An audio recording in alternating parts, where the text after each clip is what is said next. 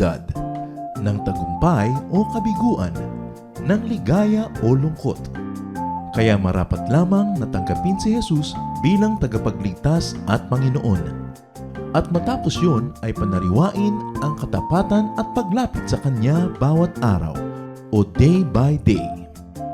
Ang day by day ay naglalayong umalalay sa pang-araw-araw na pamumuhay. Narito po si Kuya Ed Lapis sa mensaheng pinamagatang The Overflow of Flowing with Time.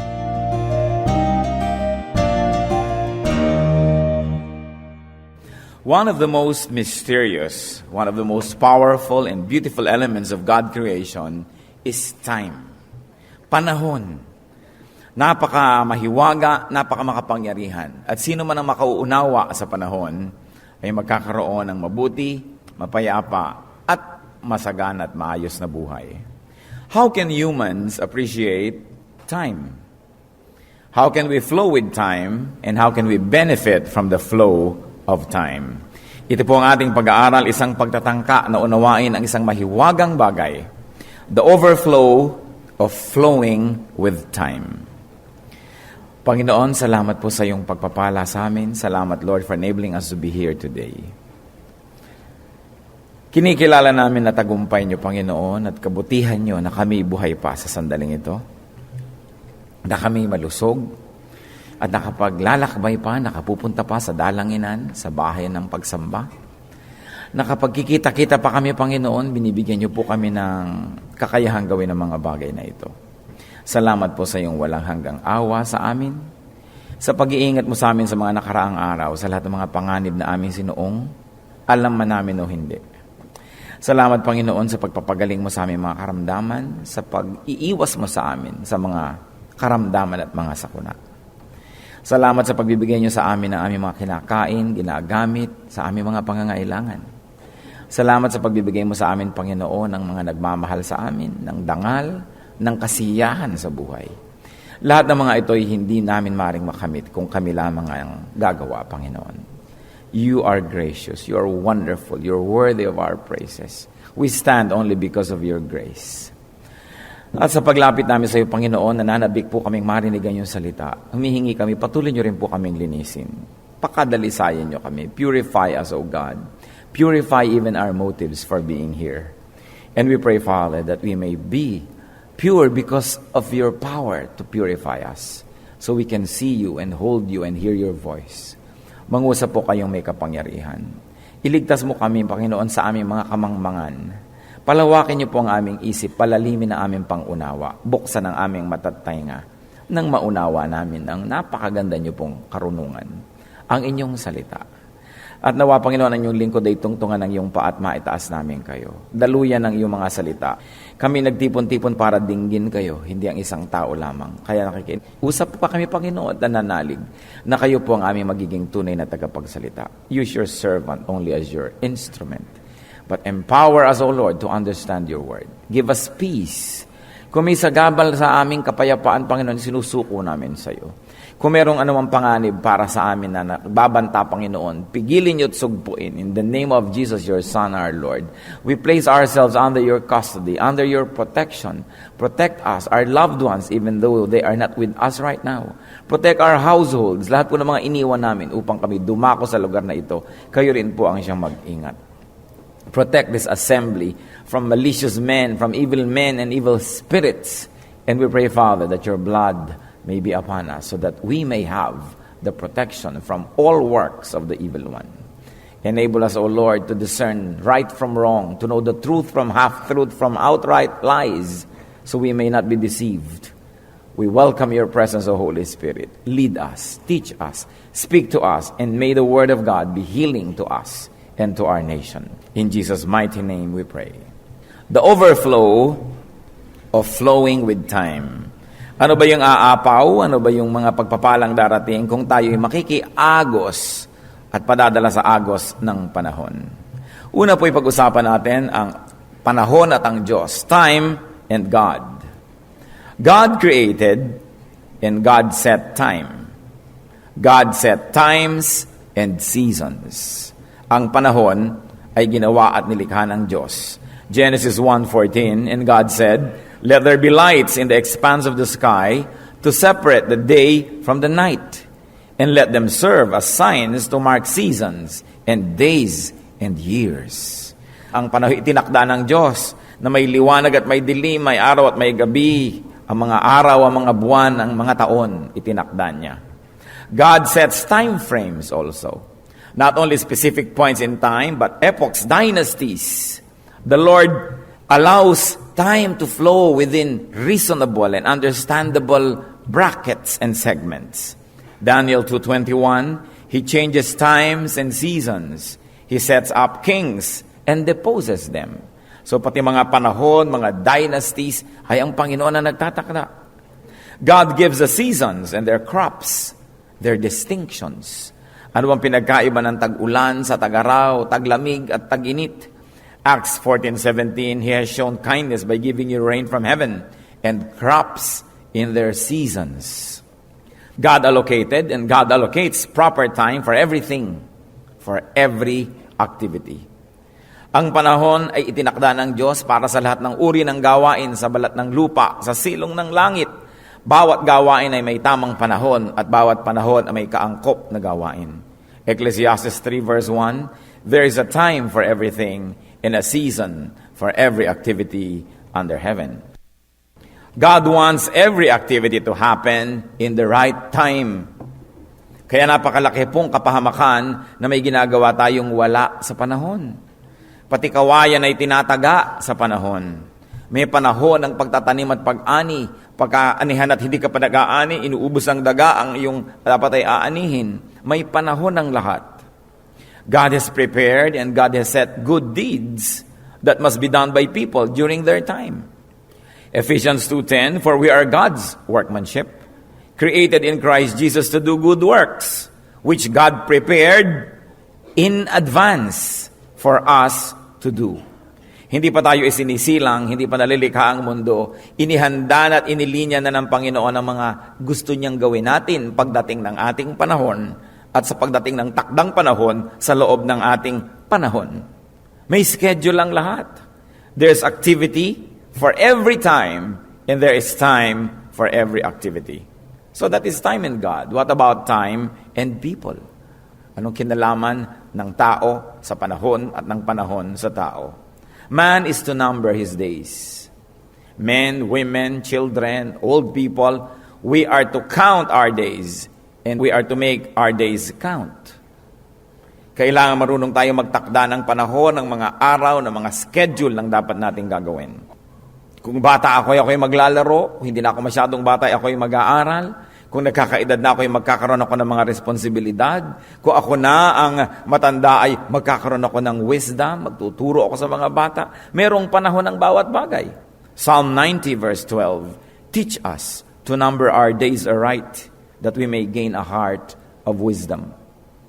Kaya yung mga panahon ng pag-aaral ay absent, walang natututunan. Yung panahon ng gising ay tulog, walang nagagawa. Yung mga panahon ng nagtatrabaho ay nagpapahinga, walang aanihin. Sabi ng matatanda, pag may isinuksok, may nabubunot. Wala kang isinuksok sa panahon ng pagsusuksok, sa oras ng bunutan, naghahanap ka ng mabubunot. Wala. Maiinggit ka ngayon doon sa mga minabubunot na nung panahon sila ay nagsusuksok, kayo nagpapahinga. May panahon ng lahat ng bagay. We've got to accomplish what must be accomplished in every time frame. That makes every age bracket beautiful. Napakaganda na maging musmos, napakaganda na maging child, napakaganda na maging young man or woman, napakaganda na maging adult, napakaganda na maging senior, napakagandang tumanda kung may pinagkatandaan. Ngayon, kung wala kang pinagkatandaan, wala kang natutunan, walang lumalabas na mabubuting salita sa iyong bibig, wala kang malamang alam na gawin na maganda, talagang dapat magtina ka ng magtina nang hindi mahalatang tumanda ka, wala ka naman palang alam. Pero kung marami kang alam at marami kang natutunan at natulungan at nagawang mabuti, isang tropeo na pumuputi ang iyong buhok. Isang karangalan sapagkat hindi lahat ng tao ay umiidad para pumuti ang buhok. Yung iba 12 pa lang namamatay na, 9, 13 namamatay na. We celebrate old age. Hindi yan itinatago at hindi ikinakahiya. Yung iba ayaw pa sabihin ng edad. Ilang taon na po kayo? Hindi masabing 70s mo. 70, thank God I'm 70. Can you imagine? Bawat ilang gera na ang pinaglampasan ko, ilang ilang putok ng bulkan, ilang lahar, ilang buhay ako, thank God. We celebrate and we say, proudly, I'm 84, I'm 79. Bakit kailangang itago? Hindi tuloy napaparangalan ng Diyos na nagpapahaba ng ating buhay. Ngayon, kung wala ka naman talagang nagawa at na-accomplish, naunawaan kung dapat mong itago ang iyong edad. Sasabihin mo, actually, utak 20 ako. Pero 70 na ako talaga. Nakakahiya talaga yun. We are to number our days and we are to make our days count. Brothers and sisters, celebrate every extension of your life. Hindi kinakahiya, hindi itinatago. Why are we going to worship youth? Ang youth ay sandali lang talaga. Hindi talaga yan matagal. Isang napakalaking grasya ng Diyos na tayo ay nakakaedad. Man's life is short. Yan ang isa nating dapat tandaan tungkol sa time and people. Sabi sa Biblia, para lang tayo isang usok, isang hininga na biglang napapawi. James 4:14, what is your life? You are a mist that appears for a while and then vanishes. Isa ka lang usok na sandaling nandyan at pagkatapos ay naglalaho. Ang lahat ng bagay ay maigsi, maging pagdurusa. Even suffering, especially for God and for godliness, is short. Kaya ang description nga sa pagdurusa sa 2 Corinthians 4:17-18, for our light and momentary troubles are achieving for us an eternal glory that far outweighs them all. So we fix our eyes not on what is seen, but on what is unseen. For what is seen is temporary, but what is unseen is eternal. Yung mga pinagsasabihan po nito, yung mga hinuhuli, pinapatay dahil sa kanilang pananampalataya, ginagarote, pinapakain sa mga leyon. Sabi, our light and momentary troubles. Ang ating mga magaan at panandalian lamang na mga paghihirap. Yan ang description, sapagkat ang tunay na mahaba ay yung buhay na walang hanggan, yung kabilang buhay. And if we are going to comfort ourselves with this truth, let us. Especially when we have to suffer for godliness and stand up for our faith. One other thing about time and man is that man has no control over time. Man has no control over God's creation. Wala tayong control dyan. Participants lang tayo. Job 38:32. Can you bring forth the constellations in their seasons? Or lead out the bear with its cubs? Kaya mo bang pakialaman ang paglabas ng mga bituin? Iba-ibahin ang ayos ng mga bituin sa langit ayon sa panahon? Kaya mo ba na pati ang mga hayop kung kailan lalabas, kailan magtatago, kailan matutulog, kailan mag-hibernate? Kaya mo ba yan na pakialaman? No, man cannot. And man should not mess with time. In fact, man should not waste time. Mabuti pa nga ang ibang mga creation because other creations of God observe time. Psalm 104, verse 19, the moon marks off the seasons, and the sun knows when to go down. Yan daw, ang buwan daw ang nagtatakda ng mga panahon at maging ang araw, alam niya kung kailan siya dapat lumubog. Mabuti pa ang araw kaysa sa ibang mga bisita na hindi alam kung kailan dapat na umuwi. Ang tagal.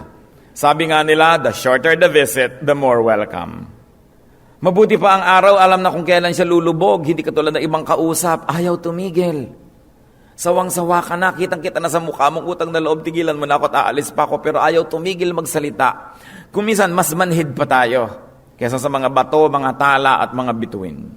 Jeremiah 8:7, even the stork in the sky knows her appointed seasons, and the dove, the swift, and the thrush observe the time of their migration. Kaya daw mga ibon, alam kung kailan lilipad, kung kailan aalis, kung kailan babalik.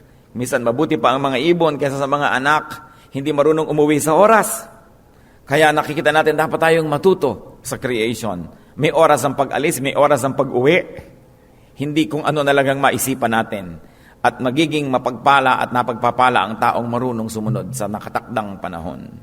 Man is to know God's time design.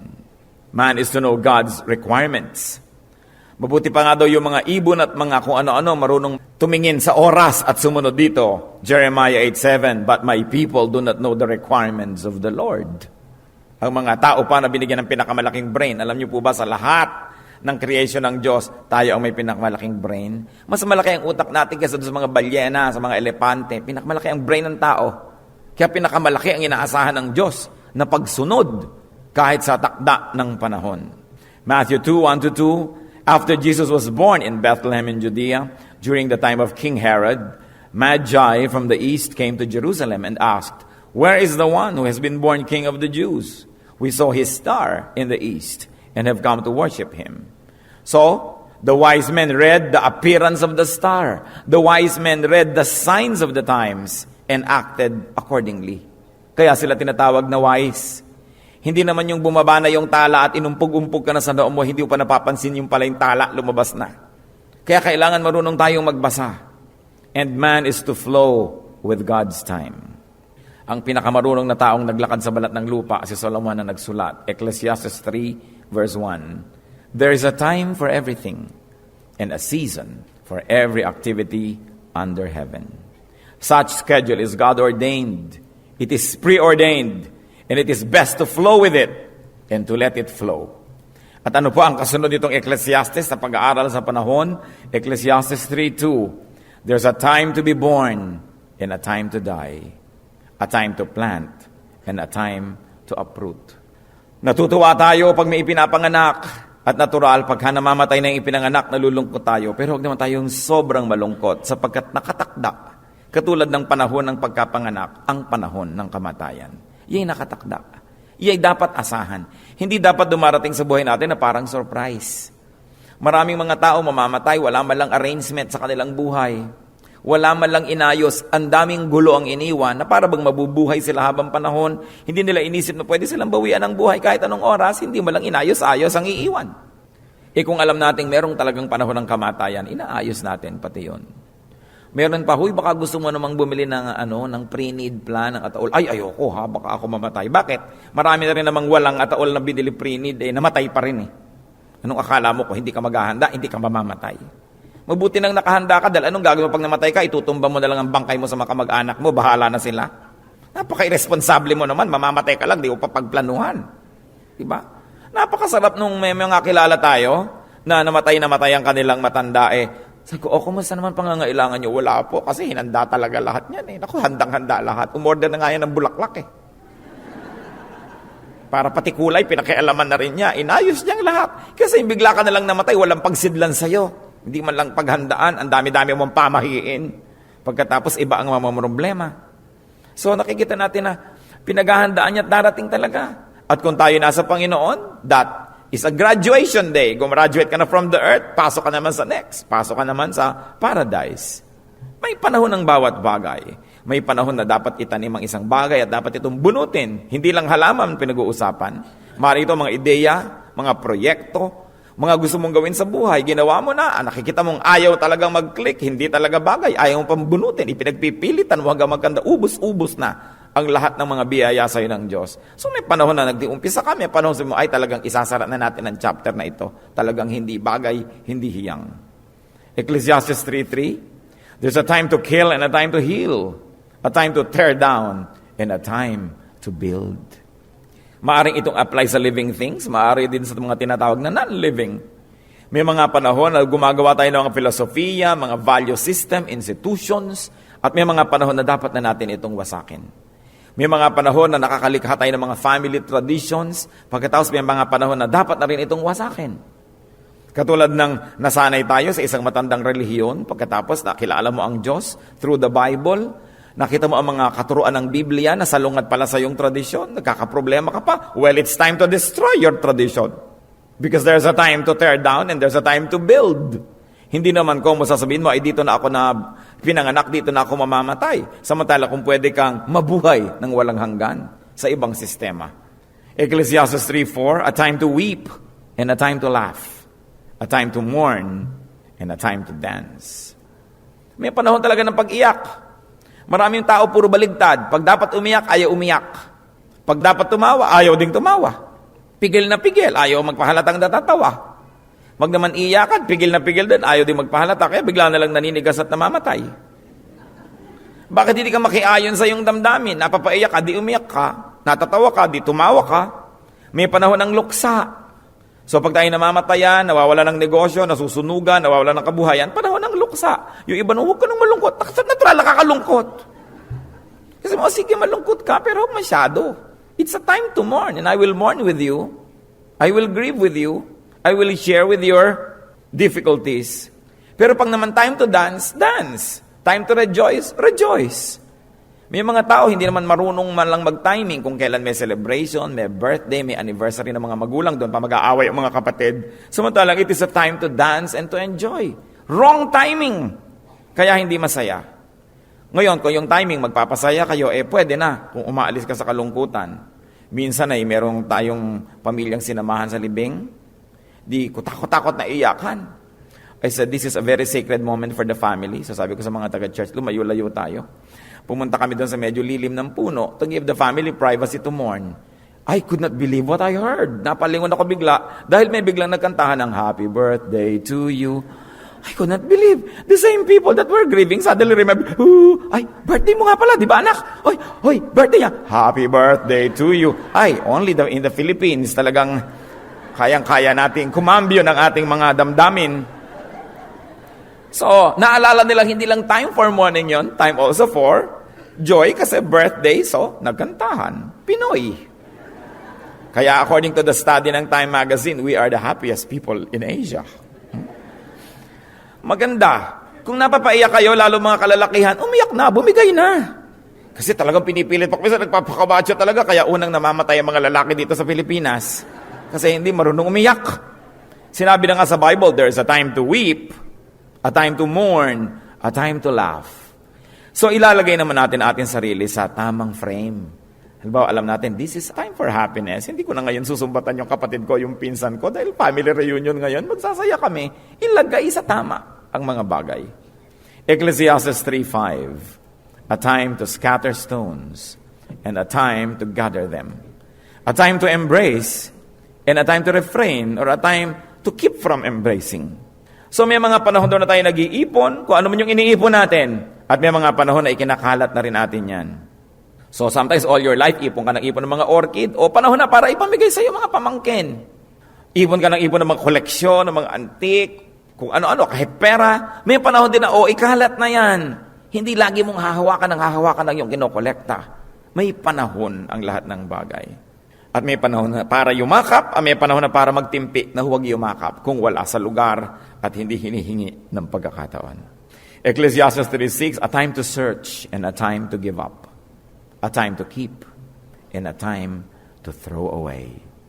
Meron talagang panahon na ipon ka ng ipon, tago ka ng tago. May panahon na itatapon mo na yan. Tama na, graduate ka na dyan eh. And many collectors go through that. Alam nila yon.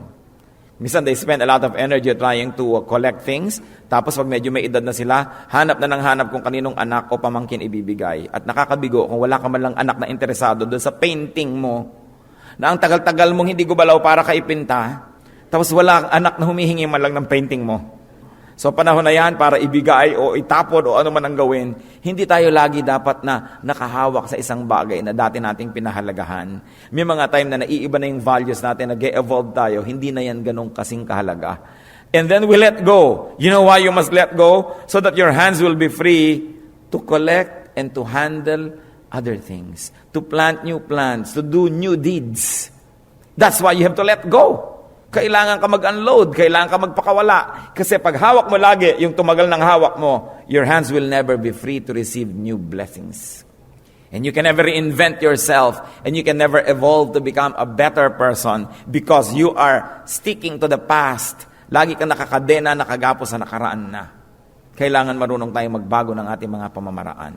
Marunong tayong makiayon sa panahon, sa mga mabubuting bagay, or at least sa mga hindi masasamang bagay. Remember, hindi tayo nakikiayon sa masama kahit kailan. Pero yung lagi na lang kung anong oras ka kakain, noong araw hanggang ngayon, ganun pa rin, ibahin mo naman. Para maiba-iba ang takbo ng iyong buhay. Kaya mahalaga po yan eh. A time to throw away. A time to keep. Very important. Ecclesiastes 3:7, a time to tear and a time to mend. A time to be silent and a time to speak. May panahon daw ng pagpilas at may panahon ng panunulsi. May panahon ng pananahimik at may panahon ng pagsasalita. Pag dapat tayo magsalita, dapat tayo magsalita. At kung dapat kang manahimik, manahimik ka. Kailan po tayo nananahimik? 1, kung sa pagsasalita ay makakasakit ka lang ng damdamin at di mo na nalulutas ang isang suliranin, manahimik ka na lang. Number 2, kung galit na galit ka, huwag ka rin magsasalita dahil baka makapagsabi ka ng pagsisisihan mo. Kung tuwang-tuwa ka, huwag ka rin magsalita dahil baka may maipangako ka na pagsisihan mo rin. At kung hindi mo alam kung anong dapat sabihin, manahimik. It's better to be silent. Mapagkakamalang ka pang matalino pagkatahimik ka. Kesa salita ka ng salita at pag dinidisplay natin ating ignorance sa lahat ng tao. There's a time when to speak and when to be silent. In Ecclesiastes 3:8, a time to love and a time to hate, a time for war and a time for peace. Gusto kong balikan ang Ecclesiastes 3 verses 1 hanggang sa sunod-sunod at nais kong atin niyang namnamin. Ecclesiastes 3:1 hanggang 3:2, 3:3, sunod-sunod. Ecclesiastes 3:1, there's time for everything. Let us read, church. There is a time for everything and a season for every activity under heaven. A time to be born and a time to die. A time to plant and a time to uproot. A time to kill and a time to heal. A time to tear down and a time to build. A time to weep and a time to laugh. A time to mourn and a time to dance. A time to scatter stones and a time to gather them. A time to embrace and a time to refrain. A time to search and a time to give up. A time to keep and a time to throw away. A time to tear and a time to mend. A time to be silent and a time to speak. A time to love and a time to hate. A time for war and a time for peace. Observe this godly timing and you will have happiness in life. Flow with time. Flow with the time. God is a God of order. There is a place for everything and there is also a time for everything. Happy is the man who is in the right place at the right time. Ang tragedy is being in the wrong place in the wrong time. Kaya dapat time ang lahat. Kaya kailangan natin ng Espiritong Banal para turuan tayo kung anong dapat nating gawin. We don't know. How much do we know about time? That's why we need the help of the Holy Spirit. But we must never forget that even God the Father observed timing. Galatians 4:4, but when the time had fully come, God sent His Son. Nakita niyo pati ang Diyos Amay naghintay sa tamang panahon kung kailan ipapadala ang Diyos Anak. So tayo hindi dapat padalos-dalos, hindi dapat na pabasta-basta na lang ng ginagawa natin. Tinitingnan natin kung tama ang panahon. The Lord Jesus Christ observed correct timing and even taught about it. John 7:6. Therefore, Jesus told them, the right time for me has not yet come. For you, any time is right. So sabi ng Panginoon, hindi pa tama sa akin ang panahon. Kayo kasi, kahit anong oras alag sa inyo, pwede na. Pero sa akin, dapat tama ang panahon. At kung ang Panginoong Jesus, ang Diyos Ama, ay nag-o-observe ng proper timing, tayo pa kaya ang hindi dapat maging maingat sa ganyang bagay? So it's important, brothers and sisters, to be on time and to observe good timing. Pati sa ating mga sinasabi sa ating kapwa, our timing sometimes can be more important than the message itself. Kung tama ang ating timing. Kaya kahit nga sa karaoke, di ba? Kahit sintonadong boses mo, kahit pipiyak-piyak, wala sa tono, kung tama ang timing, anong nangyayari?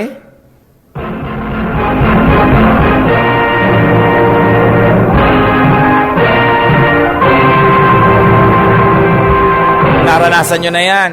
Kahit alam nyo yung boses, tuko kayo, basta pag lumiwanag yung letra, kanta kayo, nakakaroon kayo ng perfect score. Timing is very, very important. So we should ask the Holy Spirit to guide you in timing. Holy Spirit, tama po ba ang timing ko? May sasabihin ako sa asawa ko, sa anak ko, sa magulang ko, tama po ba ang timing? Meron akong gustong gawing negosyo, tama ba ang timing? Meron akong gustong itanim, bunutin, tama ba ang timing? Hindi tayo dapat nangangahas kumilos ng walang panalangin sapagkat maaari tayong magkamali. Psalm 90 verse 12, teach us to number our days aright, that we may gain a heart of wisdom. Make much of time. Seize the moment, because time flies. It has no wings, but it flies. And what time passes can never be regained. Naaalala ko po tuloy yung isang poetry nung third year high school pa ako. Ang pamagat ay To the Virgins to Make Much of Time by Robert Herrick. Atin pong namnamin ang tulang ito. Gather your rosebuds while you may.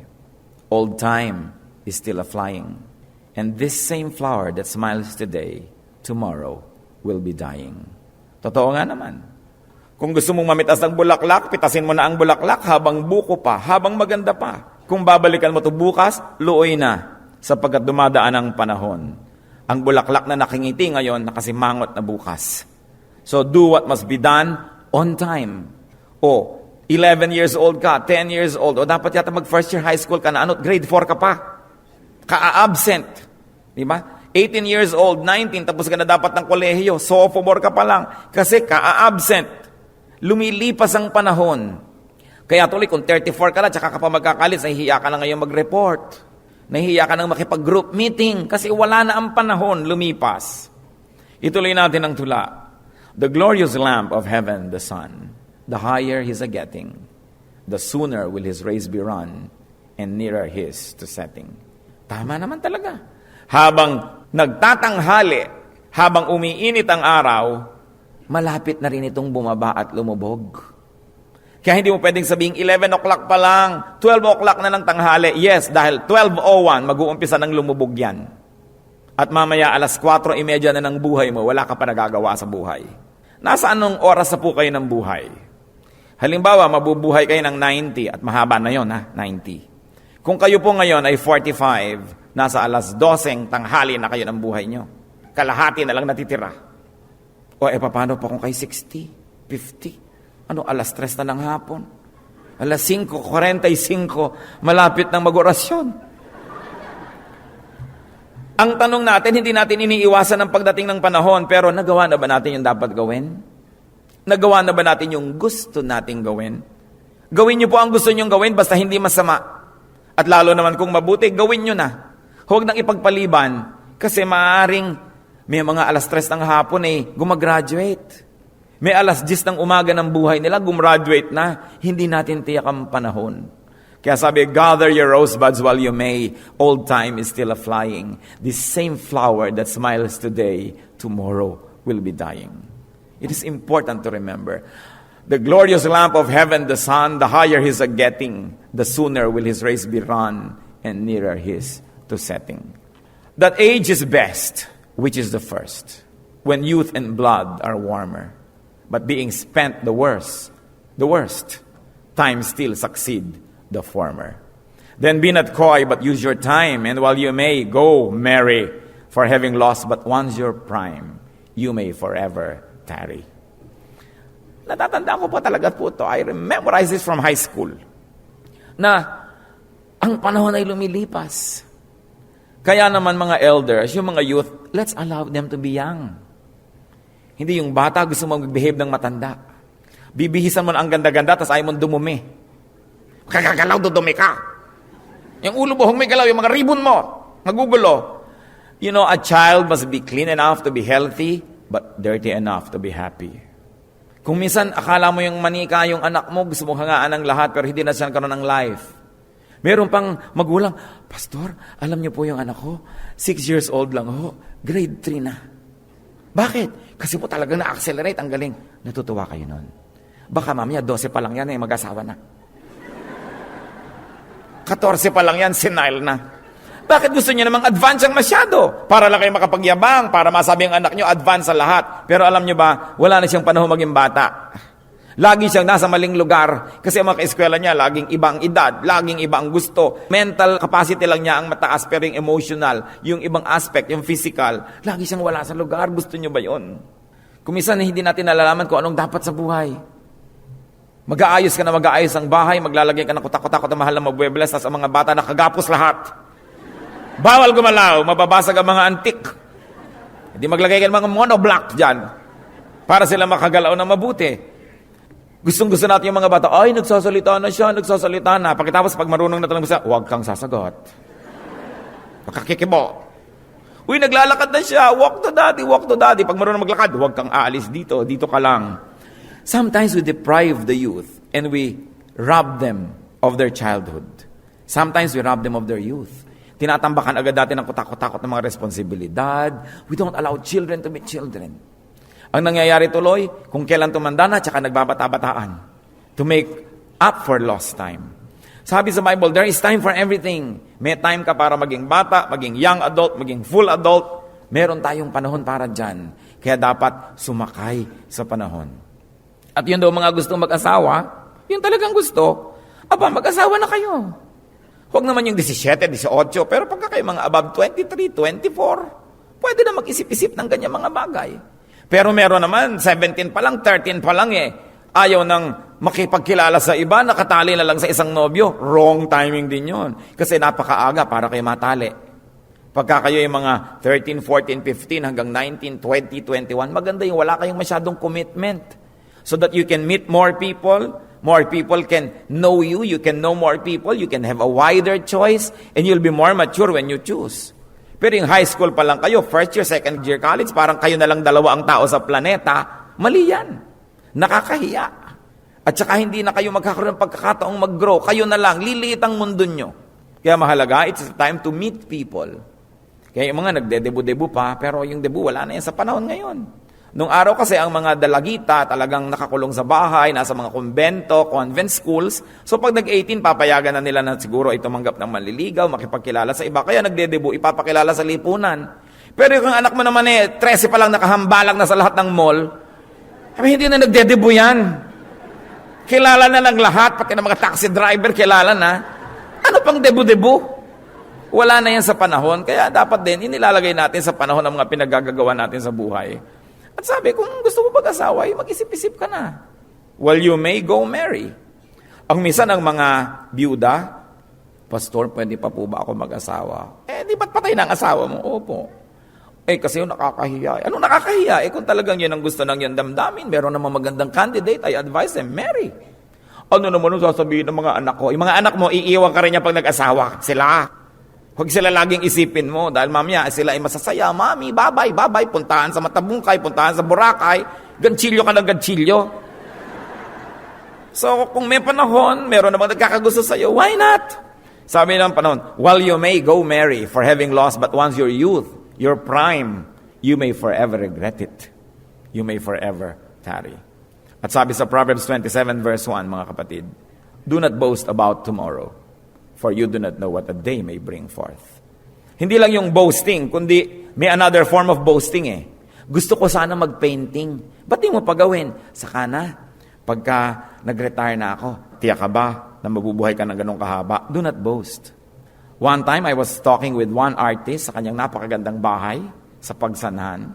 Sabi ko, alam mo ba, alang araw gusto kong gumawa ng furniture. Parang hilig kong magkarpentero at gumawa ng furniture. Sabi niya sa akin, gawin mo na. Tandang-tanda ko yung sinabi niya na yun. 3 words. Gawin mo na. And full of wisdom, because you are not always sure kung laging malakas ang iyong bisig, laging may panahon. Sabi, hindi naman masama. Hindi labag sa kalooban ng Diyos. Gawin mo na. Huwag ka na maghintay na matagal. Do not boast about tomorrow. You do not know what a day may bring forth. So what flows and what overflows when we flow with time? Peace. Blessings overflow when we flow with time. Mga kapatid, kung alam natin kung kailan dapat malungkot at sumaya, kailan dapat yumakap at huwag yumakap, kailan dapat magsalita at kailan manahimik, kung kailan dapat magtanim at magbunot ng mga itinanim, magiging maligaya ang ating buhay. Most of our sorrows come from wrong timing, maling timing. Panginoong Diyos, salamat sa iyong mga paalala sa amin. At salamat po sa panahong ibinibigay nyo. Sa lahat ng narito, Lord, mga above 50, above 60, above 70, we rejoice sa haba ng buhay na ibinibigay mo. Salamat, Panginoon. Turuan niyo po kami, Lord, to be justifiably proud of our age because it is your accomplishment and it is a grace we receive from you. Turuan mo po kami, Panginoon. At kung may mga kapatid dito na meron pa mga gustong-gustong gawin sa buhay, ipinagpapaliban pa, gayong hindi naman masama, ituro mo sa amin na gamitin ang pagkakataon. Kilalanin na maging ang oras at panahon ay regalo niyo sa amin. Huwag naming sayangin. Kumilos kami at gawin ang mga gusto naming gawin. Basta't hindi labag sa iyong salita. Iturong mo sa amin, Panginoon, na enjoyin ang iyong kabutihang loob sa amin. Sa amin naman mga kapatid na lagi na lang wrong timing pag nagsalita, pag may ginawa, mali ang mga nangyayari, turuan niyo po kami, Lord, na magkaroon ng spirit-led timing sa aming buhay. Turuan niyo kami, Lord, to be sensitive. Mga kapatid, nais kong manalangin. Sino man sa inyo ang nagsasabing, Lord, nais kong maging sensitive sa spirit-led time. Nais ko pong matuto kung anong dapat ang timing. Bigyan niyo po ako ng internal clock na nagsasabi sa akin na ito'y oras para gawin ito'y dapat gawin. Sa inyo na mga nais humingi sa Panginoon yan ang pagpapala. Na tumibok ang ating puso kasabay ng pintig ng puso ng Diyos. Sa nais magsabing, Lord, I want to learn spiritual timing. A very spiritually correct timing. And I like you to teach me. Sa inyong ganyan ang panalangin, I like you to stand because we're going to pray. Hihingi tayo sa Panginoon ng kakayahan na makita natin kung anong dapat na timing sa buhay, anong dapat gawin sa tamang panahon, kailan dapat kumibot, kailan manahimik, kailan dapat magtrabaho at kailan magpahinga. Panginoon, wala po kaming alam tungkol sa timing. We do not pretend to know. Trial and error, hit and miss ang aming mga timing. Kaya Panginoon, ang aming dalangin, teach us to be discerning. Give us a discerning spirit to know when to dance and when to laugh and when to smile, when to be sad, when to mourn. Teach us when to work and when to play and when to rest. Teach us, Lord, when to speak and when to be silent. When to give away and when to collect. When to sleep and when to wake up. Panginoon, hindi po namin alam. Turuan niyo po kami. We recognize our nothingness before you, our ignorance before you, our spiritual callousness. We pray that you'll make us sensitive. At sa mga binigyan mo na ng ganitong kakayahan, Panginoon, dagdagan niyo pa. Make us more sensitive to time so that we can do what is right and we can do the good things that you have prepared in advance for us to do. Nawa makita mo, Lord, pati sa paglipas ng buhay na ito at pagharap namin sa iyo, walang nasayang na panahon dahil ginawa namin ang dapat gawin sa tamang panahon. Lord, may your wisdom be upon us. Give us godly timing. In Jesus' mighty name we pray, and we praise you, O Father.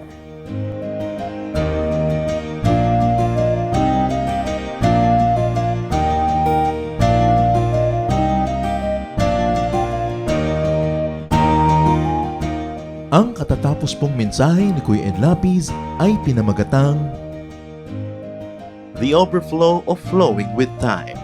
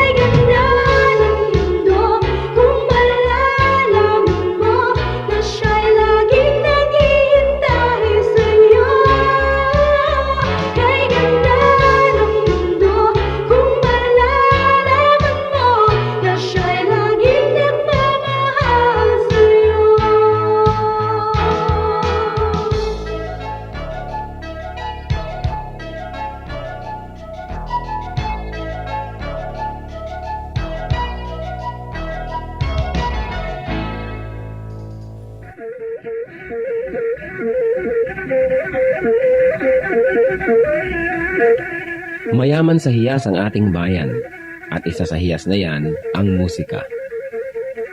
Napakaraming nalilikhang tunog ng mga Pilipino mula sa iba't ibang instrumento. Narito ang palendag, instrumentong pangmusika ng mga Maguindanao sa Cotabato.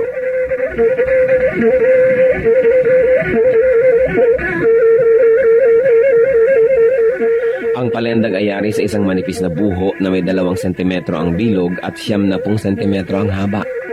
May 4 na butas ang palendag, isa sa ilalim para sa hinlalaki ng tumutugtog at 3 naman sa ibabaw para sa iba pa niyang mga daliri.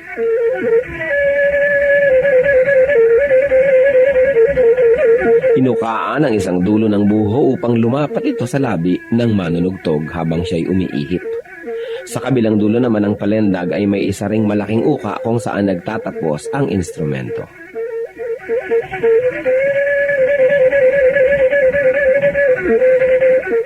Ang pagtugtog ng palendag ay pawang improbisasyon ng manunugtog. Wala siyang sinusunod na sukat o ritmo at ang pagtugtog ay pagpapahayag niya ng kanyang nadarama, lalong-lalo kung siya'y nagliligaw o nagpapahinga.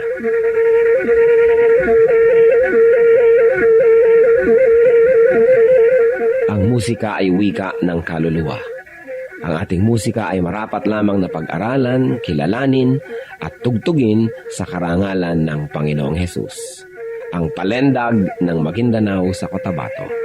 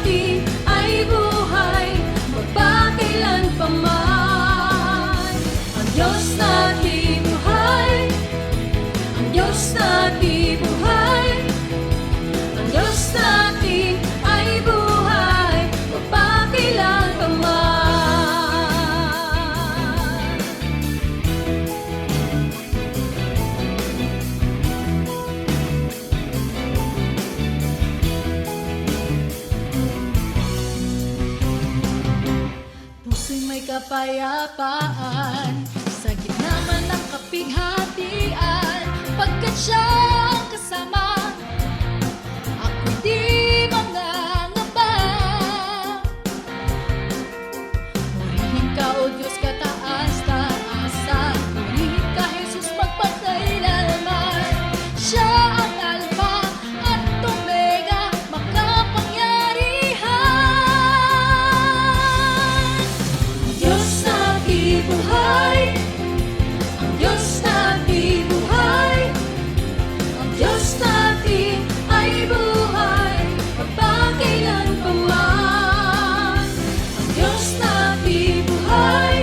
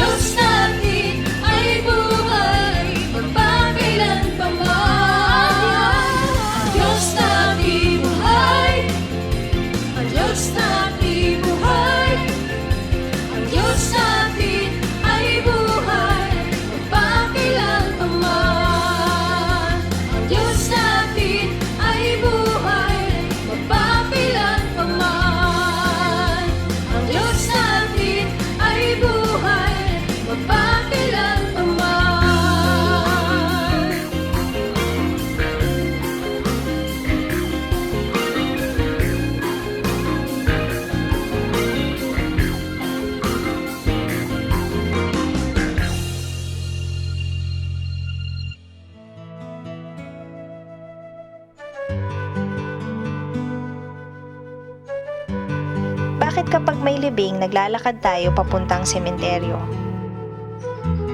Meron kasi tayong konsepto nga ng timelessness. So, kung bibilisan mo naman yung libing, natapos agad. Parang goodbye agad, madali.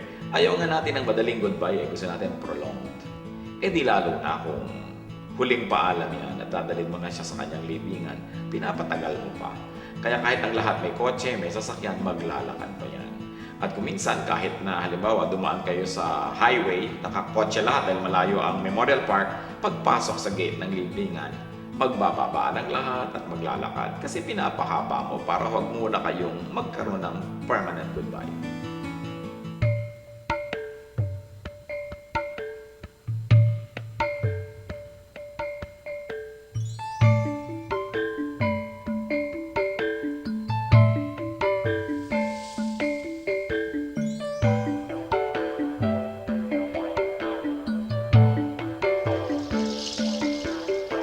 Sa aking paglalakbay sa buhay na ito,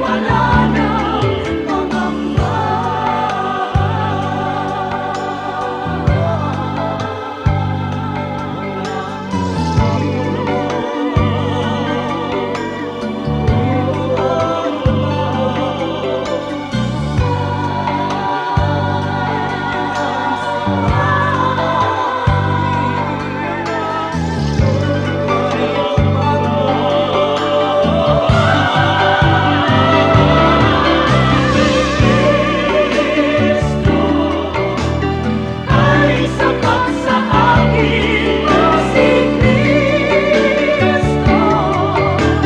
Siya'y sapat sa akin. Ang mga pangako niya ay tiyak na tutuparin niya. Kaya't ako'y wala nang pangamba.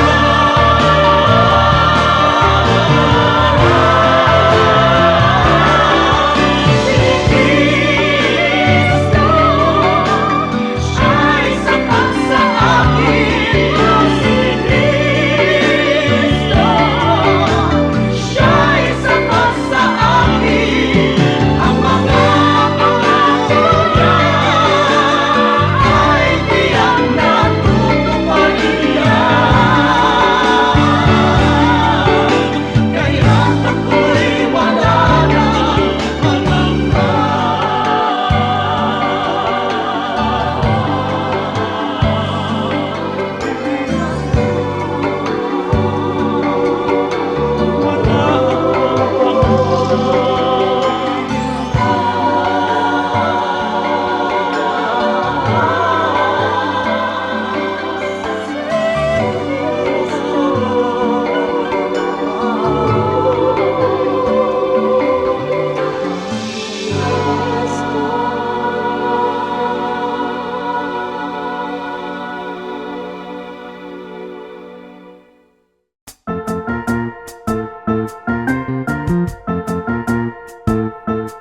Oras na po para pansamantalang magpaalam ang programang Day by Day. Tayo po'y magsama-sama tuwing ika-6 hanggang ika-7 ng umaga, araw-araw. Magandang umaga po at mabuhay ang Panginoong Hesus!